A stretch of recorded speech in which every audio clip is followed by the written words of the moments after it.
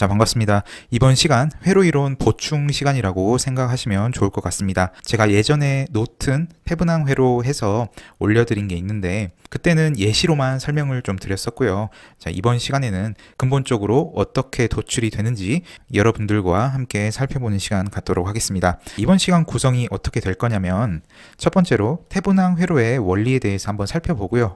두 번째, 태분항 회로를 근본적으로 유도해 내기 위해서는 중첩의 원리라고 하는 것이 반드시 포함이 되어야 합니다. 중첩의 원리는 예를 들어서 전화번이 1개, 전화번이 2개 이렇게 존재를 할 때 회로에서 첫 번째 전원이 존재하고 두 번째 전원이 존재하지 않을 때, 그리고 반대로 존재하지 않고 존재할 때 이렇게 경우의 수를 나눠서 분석을 하는 것이 바로 중첩의 원리가 되겠습니다. 그래서 태분항 회로를 유도해 내기 위해서는 중첩의 원리라고 하는 것이 반드시 필요합니다. 그리고 세 번째, 태분항 등가 회로를 중첩의 원리를 사용해서 도출을 하게 될 거고요. 네 번째, 태분항 회로가 도출이 되면 노튼 등가 회로로 단순 전원 변환을 통해서 유도해 낼 수 있습니다. 그리고 마지막에 1번부터 4번까지의 과정을 정리 한번 하고 마무리 짓도록 할게요. 자, 첫 번째 태분항 회로의 원리가 되겠습니다. 회로 A가 있고요.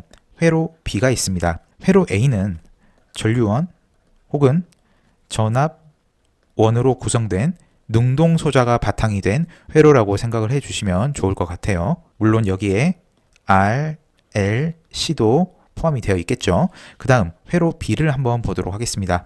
회로 B는 능동소저가 포함이 되지 않는 단순 RLC 부하 회로라고 생각을 해주시면 됩니다. 여기에서 우리가 회로 A와 회로 B를 이렇게 뭉뚱그려서 생각해 볼 수가 있겠죠. 이때 임의의 A, B 단자 사이에 걸리는 전압을 V 알파라고 가정해 보겠습니다. 그리고 여기에 흐르는 전류가 스몰 i로 제가 표시를 해 놓았죠. 중첩의 원리를 적용시켜 주기 위해서 회로 B 있죠. 수동 소자로 구성된 회로 B를 이런 식으로 능동 소자를 써서 V 알파를 달아주게 되면 전류 스몰 i는 능동 소자니까 마이너스에서 플러스 방향으로 이렇게 흐르게 되는 거죠. 그래서 이 친구 관점에서 보면 이 회로랑 이 회로는 완벽하게 같은 회로가 됩니다.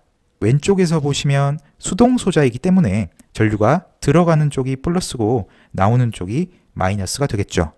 그래서 V 알파를 이런 식으로 잡아준 거고요. 우측에서는 I를 흘리기 위해서 능동 소자니까 마이너스 플러스 방향으로 V 알파가 되어야 하겠죠. 이 차이 말고는 없습니다. 따라서 이 단자에서 봤을 때 전류 방향이 같으니까 등가 회로다라는 겁니다. 그래서 이 회로를 보시면 회로 A가 능동 소자가 포함이 되어 있고요.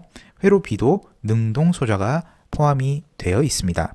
이때 회로 A가 능동 소자를 제거했을 때, 그리고 회로 B가 능동 소자가 존재할 때, 그 다음 자 반대인 경우를 경우 2로 두겠습니다. 이게 무슨 원리죠?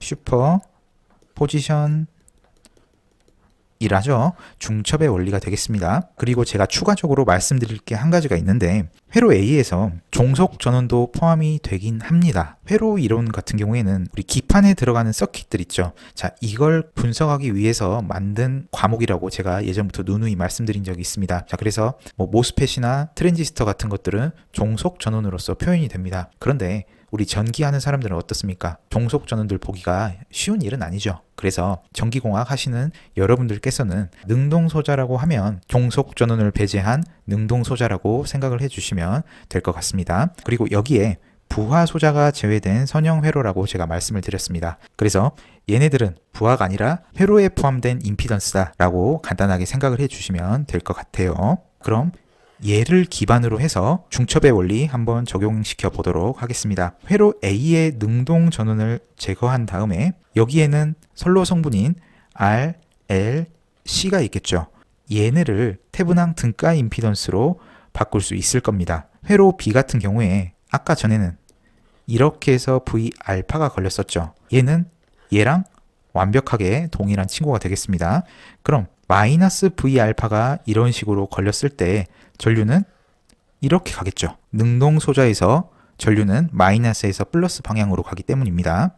자, 그럼 여기에 전압은 마이너스 V 알파가 되겠고요. I 알파는 마이너스 V 알파에다가 태분항 등가 임피던스로 나눠주면 되는 거죠.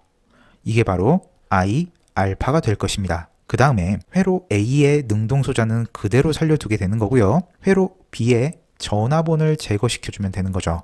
전압원 같은 경우에는 제거시켜주려면 어떻게 해야 됩니까? 쇼트를 시키면 되는 거죠. 그래서 이런 식으로 쇼트를 시키면 자, 여기 단자랑 여기 단자를 찍어보면 어떻습니까? 전압 차이가 없게 되는 거죠. 그리고 전류원 같은 경우에는 개방 상태로 만들어줘야 전류가 흐르지 않겠죠. 그래서 전압원 같은 경우에는 쇼트, 전류원 같은 경우에는 개방시킨다 라고 생각을 해주시면 될 것 같습니다. 따라서 회로 B의 전원 소자를 제거하고요. 여기에 흐르는 전류를 한번 알아보도록 할게요. 여기에 흐르는 전류는 무슨 전류죠? 단락 전류죠. 그래서 ISC로 이름을 붙여보았습니다. 그러면 I알파랑 ISC를 더하면 스몰 i가 되는 거죠. 그래서 이렇게 식을 유도해낼 수 있게 됩니다. 자, 이 식은 일반식이죠. 그래서 특수한 경우인 오픈 상태도 이 식을 만족해야 합니다. 자, 한번 넘어가 보도록 하죠. 이 식에서 i가 제로가 되는 경우는 오픈 상태가 될 것입니다. 그래서 I알파랑 ISC를 더한 것이 제로가 되는 거예요. 그리고 오픈 상태에서의 전압이기 때문에 V알파 대신에 VOC를 제가 넣어 보았습니다. 따라서 얘랑 얘를 더한 것이 제로가 되고요. ISC는 개방 상태에서 전압을 등가 임피던스로 나눈 것이 ISC가 된다라는 거죠. 그러면 I알파가 마이너스 V알파 나누기 ZTH고 ISC는 이렇게 표현이 되는 거니까 결국에 I는 VOC ZTH 마이너스 V알파 ZTH가 되는 거죠.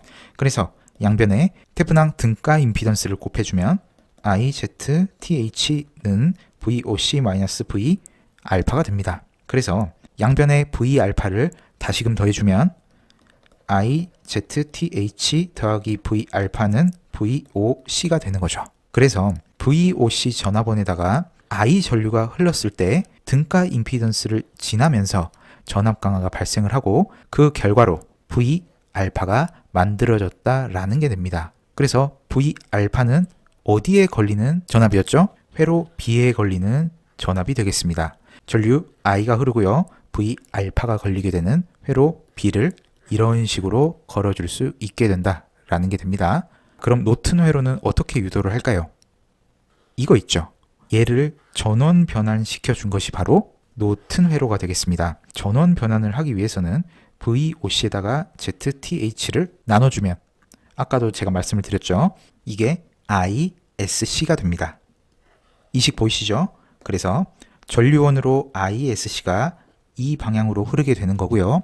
우측의 병렬로 ZTH를 써주시면 됩니다. 이게 바로 노튼 회로가 되겠습니다. 따라서 태분항 등가 회로나 노튼 등가 회로는 원칙상 같은 회로입니다. 차이가 없어요. 그리고 태분항 등가 회로는 회로를 단순하게 분석 가능하게 하는 중요한 툴이므로 반드시 숙지해야 한다라는 거죠. 한번 정리해 보도록 하겠습니다. 첫 번째로 회로 A, 회로 B로 구성된 각각의 능동소자 중심 회로와 부하 회로가 A, B가 있다라는 거죠. 그리고 부하 회로 B를 능동소자를 활용해서 변경하게 됩니다. 단 전류 I가 같아지기 위해서는 AB 단자 전압의 전압을 활용해야 하는데 이렇게 V알파가 걸렸으면 이런 식으로 전압을 활용하게 되는 거죠. 세 번째, 회로 A의 능동소자를 제거하고 그 다음 회로 B의 능동소자가 존재하는 경우와 회로 B의 능동소자를 반대로 제거를 하고 회로 A의 능동소자가 존재하는 경우를 생각해 보는 것이죠. 따라서 이 둘은 중첩의 원리를 따르게 되는 거고요.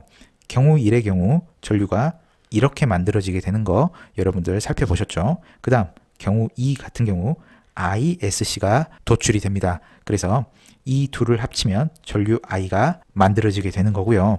그리고 네 번째, 전류 I의 경우 일반적인 경우에도 적용 가능해야 하므로 오픈 서킷 상태에서도 당연히 만족을 해야 합니다. 따라서 마이너스 V OC ZTH 더하기 ISC를 전부 더했더니 이것이 바로 영암페어가 되는 것이죠. 따라서 ISC는 VOC 나누기 ZTH가 되는 거죠. 그리고 여러분들 주의하셔야 하는 것이 개방 상태일 때 전압을 측정을 한 다음에 마이너스 V 알파 대신에 개방을 했을 때 나온 전압 있지 않습니까? 그걸 마이너스 VOC로 해서 자, 똑같은 회로에 걸어 달라는 의미가 되겠습니다.